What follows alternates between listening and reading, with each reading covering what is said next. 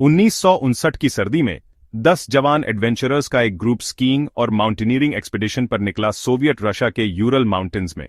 Experienced Igor डियातलॉव के leadership में group में यूरल पॉलिटेक्निकल इंस्टीट्यूट के स्टूडेंट्स और ग्रेजुएट्स थे।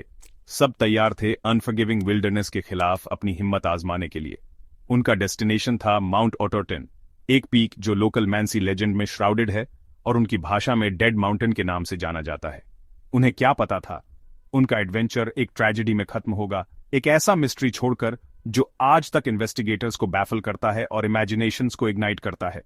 ग्रुप यूथफुल एनर्जी और इंथुजियाज्म से भरा हुआ डायरीज और कैमरास से अपनी जर्नी को मेटिकुलसली डॉक्यूमेंट कर रहा था।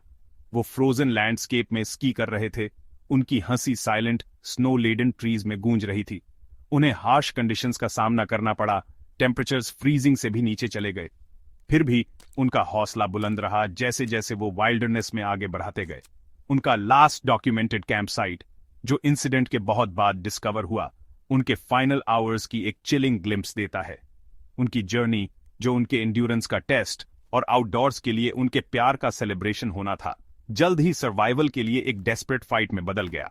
जिस माउंटेन को वो कॉन्कर करना चाहते थे, उसमें एक डार्क सीक्रेट था, एक ऐसा सीक्रेट जो उनके नाम हिस्ट्री में हमेशा के लिए बैफलिंग डायटलॉव पास इंसिडेंट के विक्टिम्स के रूप में एच कर देगा। हफ्ते गुजर गए और जब हाइकर्स स्केड्यूल टाइम पर वापस नहीं लौटे तो एक सर्च पार्टी ऑर्गेनाइज की गई। रेस्क्यूअर्स हार्श कंडीशंस का सामना करते हुए ग्रुप के प्लान्ड रूट पर चले। उनके दिल ड्रेड के ग्रोइंग सेंस से भारी थे। 26 फरवरी 1959 को उन्हें एक ऐसा नजारा दिखा जिससे उनकी रूह कांप उठी।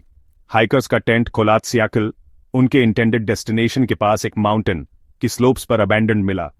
टेंट पार्शली कोलैप्स था, अंदर से रिप्ड ओपन, मानो किसी डेस्परेट एस्केप में। टेंट के अंदर सर्च पार्टी को हाइकर्स के बिलोंगिंग्स मिले, बैकपैक्स, फूड और इक्विपमेंट, सब जल्दबाजी में छोड़े हुए से लग रहे थे। टेंट की डिस्कवरी ने मिस्ट्री को और गहरा कर दिया। एक्सपीरियंस्ड हाइकर्स रात के अंधेरे में ब्रूटल यूरल विंटर के बीच अपना शेल्टर क्यों छोड़ेंगे? कैंपसाइट का चिलिंग सीन किसी गड़बड़ की तरफ इशारा कर रहा था, किसी सिंपल हाइकिंग एक्सीडेंट से परे।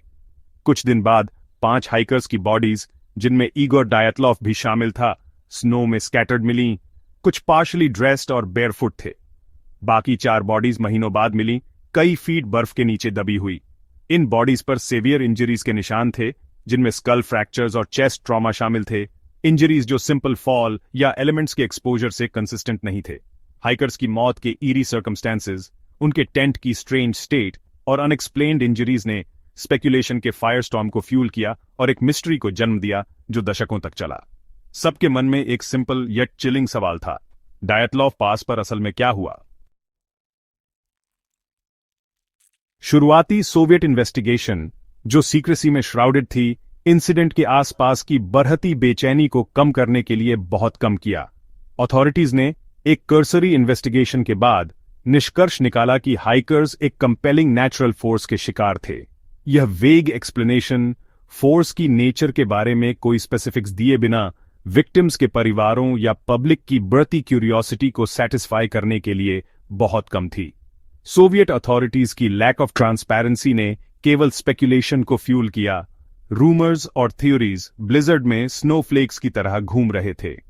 कुछ लोगों ने सीक्रेट मिलिट्री टेस्ट्स के गलत होने की बात कही, इंसिडेंट के समय के आसपास स्काई में देखे गए स्ट्रेंज ऑरेंज ग्लो की ओर इशारा करते हुए। दूसरों ने इंडिजिनस मैंसी पीपल और माउंटेन में रहने वाली वेंजफुल स्पिरिट्स की उनकी लेजेंड्स के बारे में बात की। थ्योरीज प्लॉजिबल से लेकर आउटलैंडिश तक थीं। हर एक डियातलॉव पास इंसिडेंट के इंट्रिकेट टैपेस्ट्री में एक और लेयर ऐड कर रहा था। Official investigation, limited forensic technology और उस समय के पॉलिटिकल क्लाइमेट से हैम्पर्ड कंक्लूसिव आंसर्स देने में विफल रही। केस क्लोज कर दिया गया, फाइल्स सील कर दी गईं, इंफॉर्मेशन का एक वॉइड छोड़कर जिसने केवल हाइकर्स के निधन के आसपास के इनिग्मा को एम्पलीफाई किया। डायतलॉव पास इंसिडेंट की चिलिंग स्टोरी सीक्रेसी और स्पेकुलेशन में श्राउडेड हेडलाइंस से फेड हो गई, लेकिन हश्ड विस्पर्स में जिंदा रही। विल्डरनेस की अनफॉरगिविंग पावर और उसके आइसी एम्ब्रेस में छिपे मिस्ट्रीज की एक chilling reminder. Section 4, the avalanche theory, एक साइंटिफिक एक्सप्लेनेशन। सालों बाद सोवियत यूनियन के फॉल के साथ डिएटलॉफ पास फाइल्स फिर से खोली गईं, आंसर्स चाहने वालों के लिए होप की एक ग्लिमर ऑफर करते हुए। साइंटिस्ट्स मॉडर्न टेक्नोलॉजी और फोरेंसिक टेक्निक्स से लैस ट्रेजेडी पर लाइट डालने के लिए डिटर्मिन्ड केस को रिविजिट किया। प्रपोज की गई वेरियस थियोरीज में से एक सबसे प्लॉजिबल एक्सप्लेनेशन के रूप में उभरी एक डिलेड एवलांच। इस थ्योरी का कहना है कि एक स्लैब एवलांच जो हाइकर्स ने खुद ट्रिगर की या नेचुरल कॉजेज से रात में उनके टेंट पर स्ट्राइक की। एक स्लैब एवलांच तब आती है जब स्नो की एक cohesive layer underlying snow pack से ब्रेक अवे हो जाती है, अक्सर विंड, स्नोफॉल और स्लोप एंगल जैसे फैक्टर्स के कॉम्बिनेशन से ट्रिगर होती है। इस थ्योरी ने एरिया के यूनिक जियोग्राफिकल फीचर्स और हाइकर्स की इंजरीज की नेचर के कारण ट्रैक्शन गेन किया। 2021 में nature communications earth and environment journal में पब्लिश एक स्टडी ने एवलांच थ्योरी को फर्दर सपोर्ट प्रदान किया। कंप्यूटर सिमुलेशंस और 3 डायमेंशनल मॉडलिंग का यूज करते हुए रिसर्चर्स ने इंसिडेंट की रात के कंडीशंस को रिक्रिएट किया और डेमोन्स्ट्रेट किया कि कैसे एक relatively small slab avalanche hikers पर ऑब्जर्व्ड इंजरीज का कारण बन सकती थी।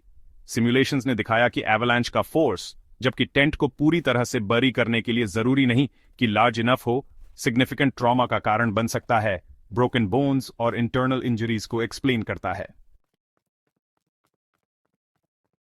Section 5 Doubts linger challenging the avalanche theory.